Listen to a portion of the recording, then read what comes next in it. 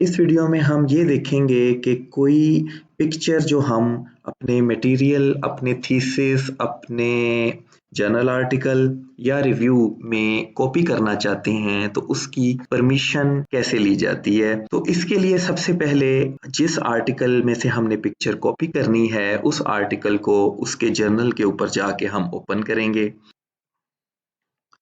जैसे ये आर्टिकल है, इस आर्टिकल को हमने ओपन किया स्प्रिंगर के ऊपर और उसके बाद हमने यहाँ से कंट्रोल F दबा के राइट लिखा और ये राइट्स एंड परमिशंस के ऊपर हम इसको ले गए। यहाँ पर ये लिंक दिया हुआ है, हमने इस लिंक के ऊपर जस्ट क्लिक करना है और ये हमें राइट्स लिंक के जो डेटाबेस है उसके ऊपर ले जाएगा और यहाँ से हमने ये सिलेक्शन करनी है कि हमने जो पिक्चर कॉपी करनी है वो किसी आर्टिकल के लिए कॉपी करनी है, किसी बुक के लिए कॉपी करनी है या किसी थीसिस वगैरह के लिए या किसी कॉन्फ्रेंस के लिए। तो डिफरेंट कैटेगरीज हैं।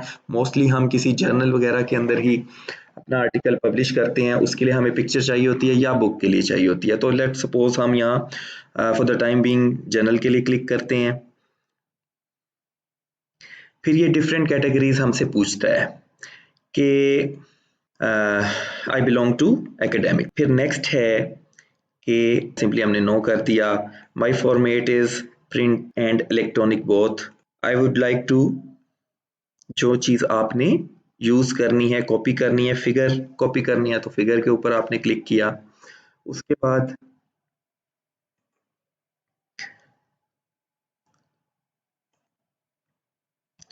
कि आप इसके ऑथर हैं, हम इसके ऑथर नहीं हैं। I will be translating, translate हमने नहीं करनी और उसके बाद क्विक प्राइस के ऊपर हमने इसके क्लिक कर दिया और नंबर ऑफ फिगर्स कितनी है वो हमने बता दिया कि हमें एक चाहिए थी। तो यहाँ पर आ गया आपको 105 USD। इसका मतलब है कि ये जो पेपर है इसके अंदर जो पिक्चर है हमें स्प्रिंगर लिंक अलाउ नहीं करता कि हम इसको फ्रीली यूज कर सकें। तो ये यहाँ पर 105 USD प्राइस इसकी हमसे मांग रहा है। तो इस तरह हम यानी या तो ये पे करेंगे तो फिर हमें इसकी परमिशन मिलेगी। बहुत सारे जो पेपर्स होते हैं उनके अंदर जो मटेरियल होता है, पिक्चर्स होती हैं, मोर देन 80% जो है वो फ्री टू यूज होता है। जैसे फॉर एग्जांपल एल्सवेयर है, इसका यहाँ ऊपर ही get rights and content link दिया हुआ है, यहाँ आपने क्लिक किया। क्लिक करने के बाद आपने इसी तरह सेम सिलेक्शन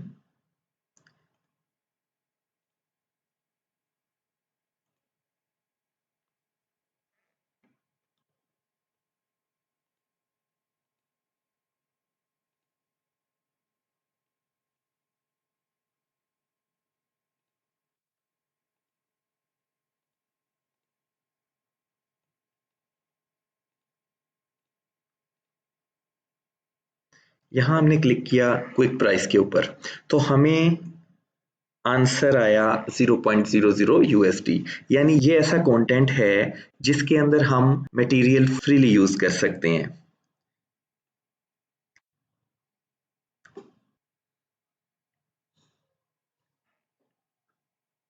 आपको इसकी परमिशन लेने के लिए डेफिनेटली अकाउंट बनाना पड़ेगा पहले राइट्स लिंक के ऊपर। आपका अकाउंट जब बन जाएगा तो फिर आप ये प्रोसेस स्टार्ट कर सकते हैं। मेरा अकाउंट इसके ऊपर है तो इस वजह से मैं इसको यहाँ नेक्स्ट कंटिन्यू कर दूंगा।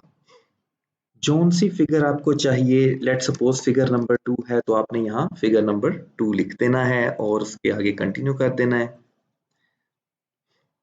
तो ये आपके पास पूरा एक ऑर्डर क्रिएट हो गया है। यहाँ आपने एग्री टू द टर्म्स करना है और आपने एक्सेप्ट के ऊपर क्लिक कर देना है। तो आपका जो है ये आपकी ये एप्लीकेशन जनरेट हो जाएगी और उसके बाद आपको कुछ दिनों में इसका जवाब आ जाएगा। एक ईमेल आपको फौरी तौर पे आपके अकाउंट के अंदर आ जाएगी कि आप इसके लिए अप्लाई कर चुके हैं और within 7 to maximum 15 days आपको इसकी परमिशन आ जाया करती है। और बाज़ औक़ात अगर परमिशन ना आए तो आप इसका सिर्फ रेफरेंस नंबर जो है दोबारा ईमेल कर सकते हैं तो आगे से आपको जवाब आ जाता है कि आपका फौरी तौर पर ही आपको ये परमिशन दे दी गई थी।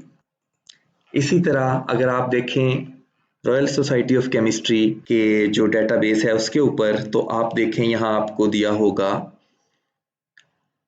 रिक्वेस्ट परमिशंस, यहाँ आप क्लिक करेंगे, फिर आपको कहेगा कि ये इस पेज पर जाएं आप, copyright clearance centre request page के ऊपर, तो यहाँ आप क्लिक करेंगे। तो इसी तरह ये आपको आगे नेक्स्ट उन पेजेस पे ले जाएगा जो आप चाहते हैं। तो आपने इसको प्रोसीड किया, और प्रोसीड करने के बाद आपने इसको अप्लाई करना है कि एकेडमिक कोर्स के लिए कर रहे हैं। उसी तरह फिर आपने बताना है कि आप के जो जिस तरह हमने पहले सिलेक्ट किया था वैसे ही यहाँ ऑप्शंस देंगे आप, और आप इसको नेक्स्ट करते जाएंगे। यहाँ आपके लिए राइट्स एंड परमिशन का जो लिंक है वो होना ज़रूरी नहीं है, तो उसके बगैर भी अगर अकाउंट आपके पास नहीं है तो भी आप इसको यहाँ से डायरेक्टली अप्लाई कर सकते हैं। तो बाकी पब्लिशर्स के लिए लाजमी नहीं है कि राइट्स लिंक के थ्रू ही आप परमिशन लें, आप डायरेक्टली अप्लाई कर सकते हैं। लेकिन स्प्रिंगर नेचर और एल्सवेयर जो हैं, इन दोनों के लिए हमें राइट्स लिंक की ज़रूरत पड़ती है ताकि हम इजीली अप्लाई कर सकें।